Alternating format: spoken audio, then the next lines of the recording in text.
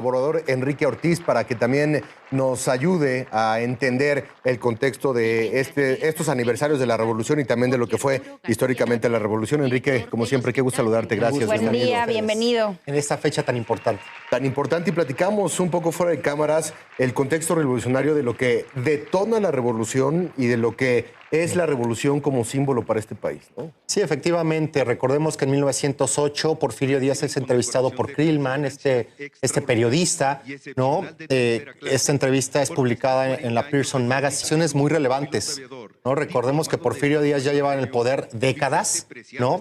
También ahí estuvo su compadre, ¿no? El famoso Manuel González.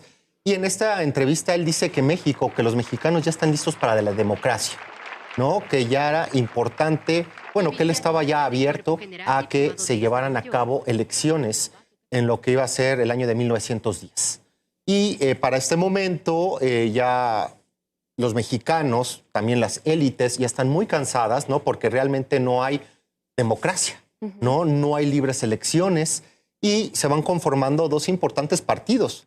Uno que está encabezado por Bernardo Reyes, que fue secretario de guerra de Porfirio Díaz, y que él pues se educa, se crea, es creado más bien por el régimen porfirista. Por lo tanto, pues él prefiere no confrontar, no enfrentarse a Porfirio Díaz y toma el camino fácil hacia el exilio. Y muchos de sus seguidores, al verse defraudados por esta decisión de Bernardo Reyes, que también hablaremos de su papel en la Revolución Mexicana, pues bueno, se adhieren a un nuevo partido, a un nuevo grupo o una nueva corriente política, comandada, encabezada por nada más y nada menos que Francisco Ignacio, no Indalecio. Esto es muy importante porque todavía muchas personas piensan que era Indalecio, pues uno perteneciente a una de las familias más acaudaladas de México, su familia terrateniente. Él realizó estudios en California, él realizó estudios en Francia y que bueno... un gran espiritista, ¿no?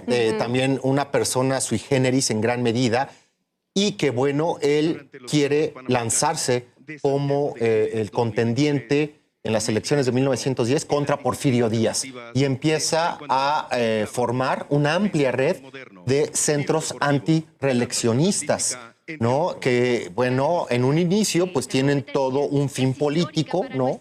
Es un tema electoral, es un tema de promoción de su figura.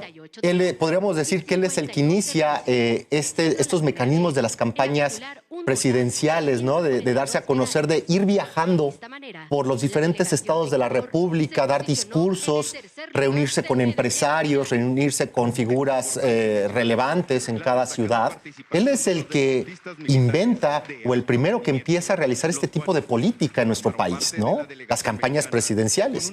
Y bueno, posteriormente esta inmensa red se volvería al final del día en una red conspirativa de acopio de armas.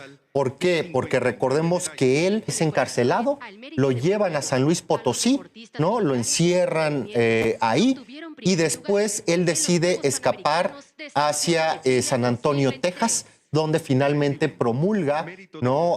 Este manifiesto, este plan de San Luis, en el cual llama a los mexicanos a alzarse en armas el 20 de noviembre a las 6 de la tarde, todos al mismo tiempo, siempre buscando que este plan no se comunicara en gran medida antes del 15 de noviembre, porque si no la conspiración iba a ser descubierta en gran medida y desarticulada. Y si quieren ahorita platicamos de lo que fueron los hermanos Cerdán, que bueno, es todo un tema de polémica cuando inicia la Revolución Mexicana, si el 20 de noviembre, de acuerdo al llamado de Madero, o si realmente inicia el 18 de noviembre en Puebla, ahí en la calle de Santa Clara, famosa por sus dulces en la actualidad.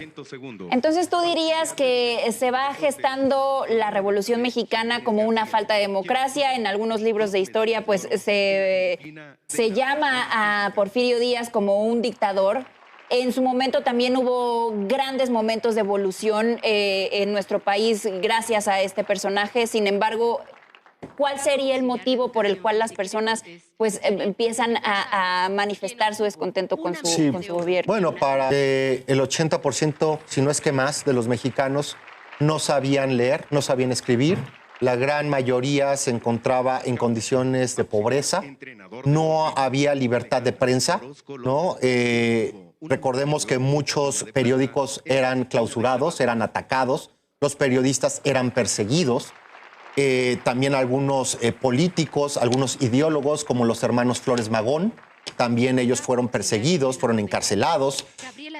También, bueno, recordemos cómo quienes se beneficiaban de estos avances tecnológicos, quienes se beneficiaban de estas vías férreas, ¿no?, que tendieron durante el porfiriato, pues en gran medida las élites del país, los amigos del propio Porfirio Díaz, la camarilla que gobernaba, así como muchas empresas extranjeras, principalmente europeas y estadounidenses.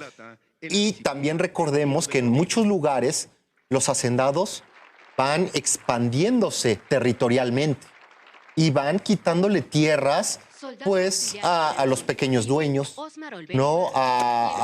También a algunas poblaciones, ¿no?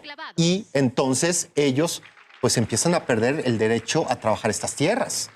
Entonces empieza a dar un caldo de cultivo sumamente peligroso. Krillman también está que finalmente Bernardo Reyes decide no contender en 1910 y pues para ponerle sal al asunto pues está la figura de Francisco I. Madero, pues que es la chispa que prende el movimiento revolucionario en nuestro país.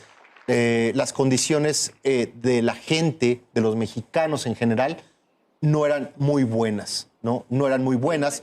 Recordemos importantes huelgas, ¿no? Por ejemplo, la huelga de la Cananea Consolidated Copper Company, allá en el norte del país, donde, por ejemplo, a un estadounidense le pagaban $7 la semana, por poner un ejemplo, y a un mexicano le pagaban $3 la semana.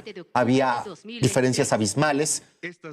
Jornadas donde no había una limitante de horas, ¿no? Podías trabajar 16, 18 horas seguidas todos los días, donde no había derecho a días de descanso, donde no había derecho para los trabajadores de poder realizar huelgas, ¿no?, para mejorar sus condiciones laborales. Todas estas condiciones. También está por ahí lo que eran las tiendas de raya, ¿no? Este terrible mecanismo que, aunque se dice que no había esclavitud en México, que ya había sido abolida en primeras instancias por Miguel Hidalgo, luego por Vicente Guerrero, Guadalupe Victoria, pues la realidad, esclavos. ¿Por qué? Porque con lo que se les pagaba a los trabajadores en las haciendas, pues no les alcanzaba para comprar lo que ellos necesitaban. ¿Y quién controlaba la tienda de raya dentro de la hacienda? Pues el propio dueño, los hacendados. Inflaban los precios con el propósito, pues, de obviamente enganchar a los trabajadores. Y lo peor de esta situación es que cuando moría uno de estos trabajadores, ¿no?, la deuda la heredaban sus hijos. Claro. Entonces, imaginemos qué infierno era esto. Y con su salario era imposible liquidar ese tipo de deudas. Los líderes de estos movimientos, como el de Cananea 1906 o como la rebelión de Río Blanco en lo que fue Veracruz en 1907, pues, ¿qué les sucedía a los líderes?